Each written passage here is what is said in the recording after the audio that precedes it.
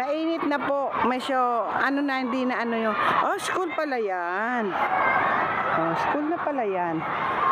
Ang building namin ay nandoon sa, oh, that side, oh.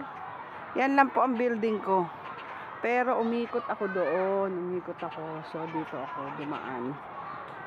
So, ngayon, yung tinatambayan noon, yung Sunja, meron na siyang supermarket. Dati wala yan.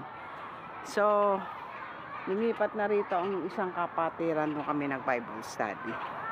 Ayan. So, nagtanong tayo dito sa isang Chinese.